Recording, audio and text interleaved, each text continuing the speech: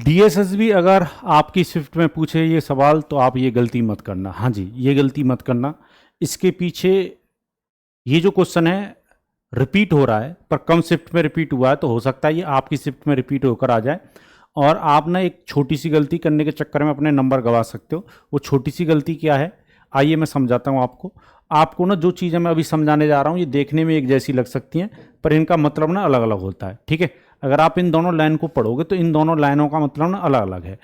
ठीक है, एक लाइन कह रहे हैं, मतलब पहली वाली लाइन में लिखा हुआ a person cover 3/8 of total distance. एक व्यक्ति कुल दूरी का 3/8 भाग तय करता है, और यहां पर करा a person cover 3/8 of remaining distance. एक व्यक्ति शेष दूरी का 3/8 भाग तय करता है। तो ध्यान रखिएगा, जिसके साथ ऑफ आता है, जिसके साथ क्या आ रहा हो भाई, ऑफ आ रहा हो, और हिंदी में जिसके साथ का आ रहा हो, उसकी वैल्यू को, नीचे वाली वैल्यू को उसकी मानना। मैं फिर से बता रहा हूं आपको, जिसके साथ ऑफ, वैसे ऑफ या फ्रॉम तीन वर्ड होते हैं, इन वर्डों पर ध्यान देना है, या देन आ जाए। ठीक है, हिंदी वालों को समझो जिसके साथ का या से आ जाए।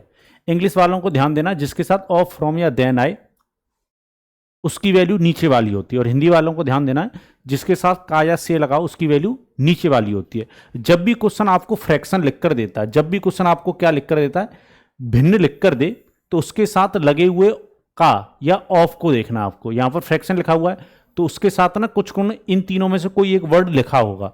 ठीक है, वही चीज आपको पकड़नी है। 3/8 लिखा हुआ है तो ये जो ऑफ है वो किसके साथ आ रहा है, टोटल डिस्टेंस के साथ।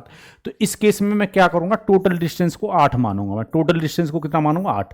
कुल दूरी कितनी होगी, 8 होगी। 8 में से 3 भाग उसने कवर कर दिया है, तो शेष दूरी कितनी होगी, 5 होगी। इसका कहने का मतलब ये है। ठीक है, जिसके साथ ऑफ या का आता है उसकी वैल्यू नीचे होती है, तो ये कुल दूरी के साथ आ रहा है, ये वाला जो का है, तो इस 8 को ना कुल दूरी मानोगे। पर यहां पर अगर आप देखते हो, ये जो फ्रैक्शन लिखा हुआ है 3/8, यहां पर जो फ्रैक्शन लिखा हुआ है 3/8, इसके साथ ऑफ जो आ रहा है वो रिमेनिंग डिस्टेंस के साथ आ रहा है। ठीक है, वो किसके साथ आ रहा है, रिमेनिंग डिस्टेंस के साथ। हिंदी वाली भी पढ़ लो, ये 3/8 जो लिखा हुआ है, ये जो का आ रहा है वो किसके साथ आ रहा है, शेष दूरी के साथ। इसका मतलब ये है कि शेष दूरी ना 8 है। शेष मतलब रिमेनिंग डिस्टेंस जो वो 8 है, और 3 उसने कवर कर लिए। 3 क्या कर लिए उसने, कवर कर ली है। तो यहां पर टोटल डिस्टेंस कितनी होगी, 11 होगी। क्या ये बात समझ में आ गई।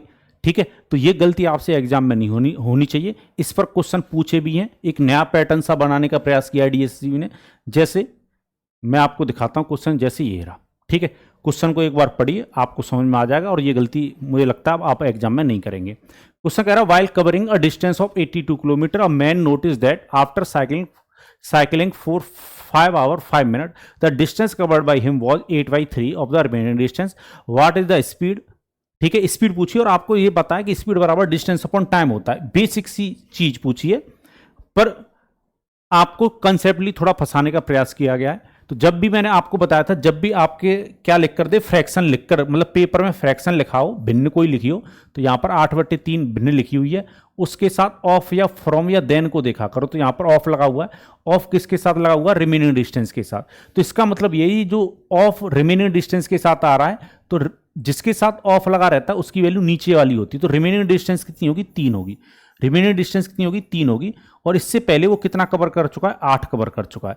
तो इस केस में जो टोटल डिस्टेंस है वो कितनी बन जाएगी, 11 यूनिट। ठीक है, ये रेशियो दे रखा है, रिमेनिंग डिस्टेंस और उसने जो तय की है उस डिस्टेंस का। तो जो तय की है उसने 8 की है, रिमेनिंग डिस्टेंस 3 है, टोटल डिस्टेंस 11 यूनिट होगी। क्या ये बात समझ में आ गई। ठीक है, चलिए, तो उसने कवर कितना भाग किया होगा, कवर किया होगा उसने 8/11 भाग। भाई 8 यूनिट जा रहा है, टोटल 11 है। 8/11 भाग किसका, टोटल डिस्टेंस का, वो मात्र 82 किलोमीटर का 8/11 भाग उसने कवर किया। कितने समय में कवर किया, डिस्टेंस है भाई ये, इसमें किससे डिवाइड दोगे, स्पीड से, सॉरी टाइम से। ये डिस्टेंस है, टाइम से डिवाइड दोगे, स्पीड बन जाएगी। चलो स्पीड बना लेते हैं अब। चलो स्पीड कितनी बनेगी भाई, 5 आवर 5 मिनट का मतलब होता है 5 सही 1, मतलब 5, ये मिनट है, आवर में चेंज करनी, 60 से डिवाइड दो, 5 से कितनी बार कटेगा, 12। तो कुल मिलाकर मैं इसको लिख सकता हूं 5 सही 1/12। 1/12 कैसे बना वो समझिएगा, 5 मिनट को मैंने आवर में कन्वर्ट किया। ठीक है, इसको कैलकुलेट करते हैं। तो जब आप कैलकुलेट करोगे, 8 का मल्टीप्लाई कर लो भाई, या ऐसे ही रहने दो, 82 × 8 बन गया। ठीक है, और ये 12 ऊपर जंप करेगा, पर 12 पहले इसके साथ मल्टीप्लाई करेगा, तो 11 × 11 × कितना बनेगा, 12 × 5 = 60 और कितना 61। कितना बनेगा, 61 बनेगा। बात की गहराई को समझ रहे हो कि नहीं समझ रहे हो। और 12 ऊपर जंप कर जाएगा, ठीक है, मतलब ऊपर आपका बन जाएगा 82 इंटू 8, और ये जो 12 है वो ऊपर जंप कर जाएगा, और नीचे आपका रह जाएगा 60 इंटू 11, 60 इंटू 11, ठीक है। चलो तो काटा पीटी मचा लेते हैं भाई, ठीक है। तो लगभग काटना पड़ेगा, लगभग ये आंसर हमसे पूछा है। चलो तो इसका मल्टीप्लाई कर लेते हैं भाई, कितना होगा 11 और 61 का अगर मैं मल्टीप्लाई कर लूं, 11 और 61 का मल्टीप्लाई कर लूं, 1 7 6, 671 हुआ। ये कितना हुआ 671। 671 को 12 से काटो, लगभग काट लो 12 से लगभग, ठीक है।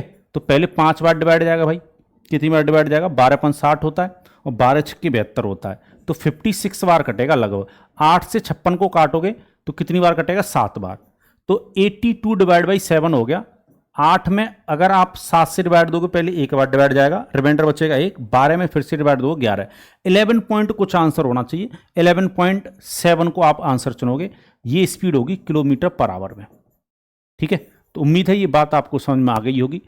अब आप ऐसे क्वेश्चनों में कभी भी मिस्टेक नहीं करोगे, ठीक है। यहां पर अगर टोटल डिस्टेंस लिखा होता तो यही सिनेरियो क्या हो जाता, बदल जाता, पर मैंने वो आपको चीज पहले समझा दी है। तो ये क्वेश्चन भी पेपर में आया हुआ है, यहां पर लिखा नहीं हुआ है, तो ये मैं समझना ये पेपर में नहीं पूछा है, डीएससी ने पूछा है।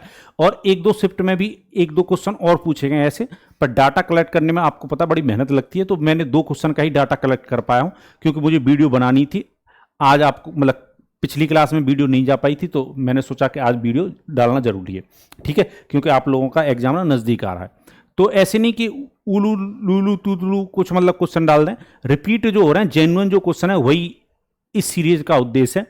ये क्वेश्चन जो रहेगा वो आपके लिए क्या रहेगा भाई, होमवर्क रहेगा, ठीक है। इस क्वेश्चन का मैं वेट करूंगा, आप कमेंट बॉक्स में कमेंट करके आंसर दीजिएगा। लगभग आंसर पूछ रहा है तो गलत ना हो जाए, बढ़िया तरीके से कैलकुलेशन करना। बेसिक क्वेश्चन आ रहे हैं, बस आपसे थोड़ी सी कैलकुलेशन करवा रहा है, पर कैलकुलेशन थोड़ा दिमाग से करोगे कर लोगे, ठीक है। उम्मीद है आप लोग इस सीरीज को बहुत इंजॉय कर रहे होगे। फुल लेंथ जो है भाई, जो 2025 में जून और जुलाई में हुए हैं, जून और जुलाई में जो पेपर हुए हैं, और जुलाई वाले तो लगभग सारे ही हमने रात की जो 9 बजे हमारी लाइव सेशन होता है उसमें करवा दिए हैं, ठीक है। अगर आप वो भी वीडियो देखना चाहते हो तो उनसे भी जुड़िए, अगर आपके पेपर में टाइम है, ठीक है। जिनका टाइम कम बचा है तो वो ये जो छोटी छोटी वीडियो आ रही हैं उनको जरूर देखें। चलिए तो मिलेंगे अगली क्लास में, बाय बाय, टेक केयर, साल लोग अपना ख्याल रखिए। इसी के साथ दीजिए मुझे अनुमति, जय भारत।